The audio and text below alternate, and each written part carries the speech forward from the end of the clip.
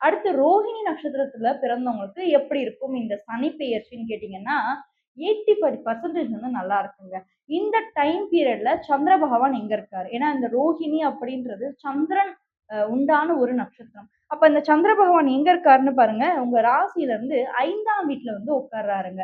5 அப்படின்றது என்னதுங்க? உங்களுடைய பூர்வீகம், உங்களுடைய குழந்தைகள், உங்களுடைய பித்ருக்கள பத்தி சொல்றது வந்து 5ஆம் இடம். இன்னும் சொல்லப்போனா காதல பத்தி சொல்றதும் 5ஆம் வீடு. பொதுவாவே இந்த ரோகிணி நட்சத்திரத்துல இருக்கவங்க ரொம்பவே காதல் வசப்படக்கூடியவங்களா இருப்பாங்க. ரொம்ப அன்பு, அந்த இரக்கம், அந்த சந்திரனுடைய எல்லா குணங்களும் அவங்களுக்கு இருக்கும். கருணையும் அவங்களுக்கு வந்து இருக்கும்.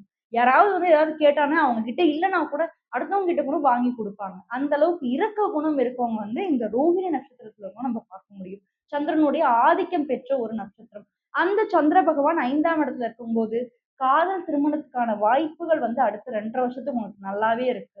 ஸோ மேரேஜ் ரிலேஷன்ஷிப்ன்னு வரும்போது, கணவன் மனைவி உறவு உங்களுக்கு நல்லா இருக்கும். பொருள் சேர்க்கிற விஷயம் உங்களுக்கு இந்த அடுத்து ஒரு 2 1/2 வருஷம் உங்களுக்கு நல்லாவே இருக்கு. ஒண்ணும் பிரச்சனையே கிடையாது. ஒரு லாங் டெர்ம் இன்வெஸ்ட்மென்ட்ட நீங்க பண்ணுவீங்க. ஏன்னா, நீங்க ஆல்ரெடி வந்து பாருங்க ரிஷப ராசியில பொறந்திருக்கீங்க. ரிஷபம் அப்டின்னாலே வந்து காளை மாடு தான். அதோடைய சிம்பிள் வந்து பார்த்தீங்கன்னா, குறிப்பா என்ன குடுத்துருக்காங்க அப்டின்னா, அது வந்து காளை மாடு. அது பூமி தத்துவ ராசியா வருது. ஸோ, இப்ப பூமி தத்துவ ராசி அப்டின்னு வரும்போதே வந்து இந்த நிலைத்தன்மை அவங்களுக்கு அதிகமாவே இருக்கும். ரிஷப ராசிய பொறுத்தவரைக்கும். வேகம் அப்டின்றது இருக்காது. விவேகம் அவங்களுக்கு அதிகமாகும். இயல்பா இந்த இந்த ராசியோடைய அதிபதி சுக்கிர பகவான் அப்டின்றதுனால, விவேகம் வந்து அவங்க வாழ்க்கையில எப்பயுமே வந்து கடைப்பிடிச்சுட்டே தான் இருப்பாங்க. ஸோ, அப்போ ரோஹிணி நட்சத்திரத்துல பிறக்கிறவங்களுக்கு பொருள், ரிலேஷன்ஷிப், மேரேஜ், காதல் இது எல்லாமே அடுத்த 2 1/2 வருஷத்துக்கு சூப்பராவே அமையும்.